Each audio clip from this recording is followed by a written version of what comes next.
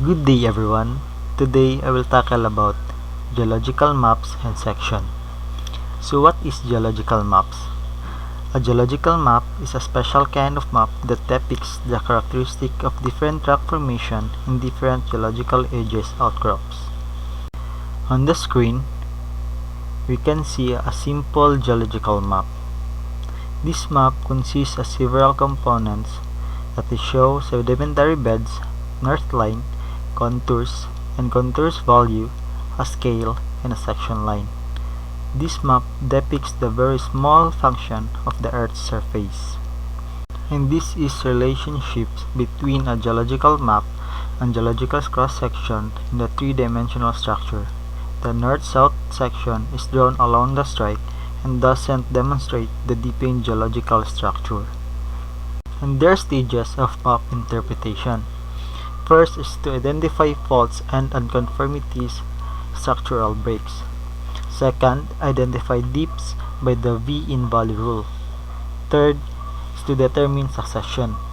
And fourth, identify fault access from dips and outcrop bends. And fifth, draw stratum contours if detail is required. And sixth, draw a cross-section to show subsurface structure. And also, these are the geological map symbols. First is the symbol of dip, direction, and amount in degrees. The symbol of horizontal beds and vertical beds. The symbol of fault thick on downthrow side. The symbol of anticline and syncline. The symbol of alluvium and till. The symbol of sand and shale or clay. And the symbol of limestone. And lastly, the symbol of igneous rock.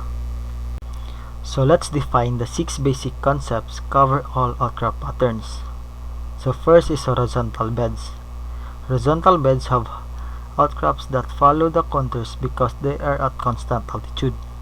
And second is vertical beds. It have straight outcrops that ignore the contours. And third is dipping bed.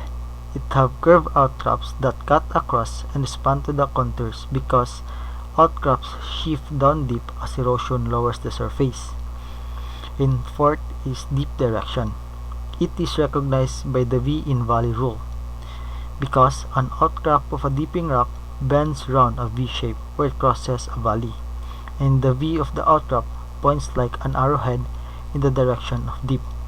And also on level ground, dipping beds have straight outcrops along the direction of strikes. And fifth is succession. It is recognized by younger rocks coming to outcrop in the direction of dip. And conversely, if succession is known, the dip is in the direction of younger outcrops. And lastly is the width of outcrop. It is greater at lower dips and on thicker beds. One of the most fundamental part in geological map is bed. Bed is the individual layer of rock. The thick of a bed may vary from thick to very thin depending upon the environment. The intermediate plane between two adjacent beds is known as bedding plane.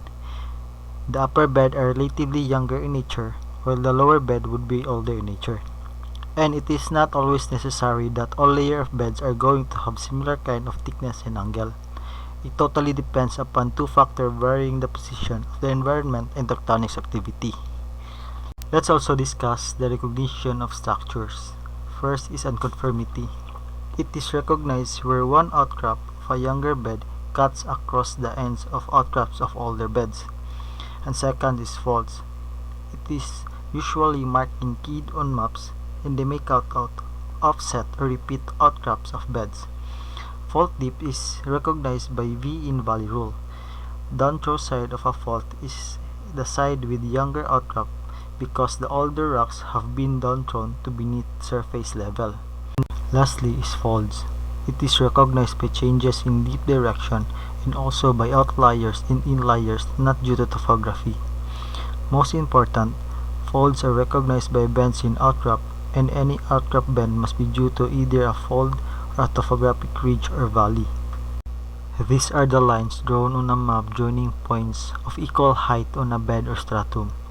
They are like topographic contours, except that they show the shape of buried geological structures.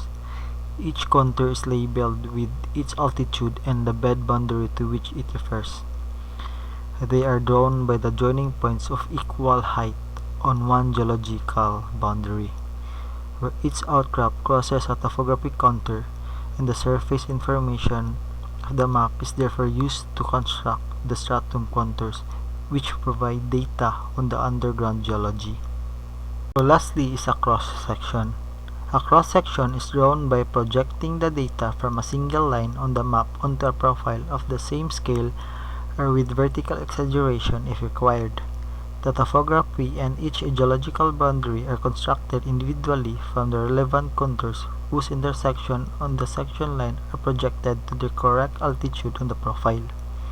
Note that two important features of the stratum contours that are drawn on the Scarhill map, that first is they don't cross the fault, and second, they apply to the lower folded beds and don't relate to the limestone that lies above the unconformity.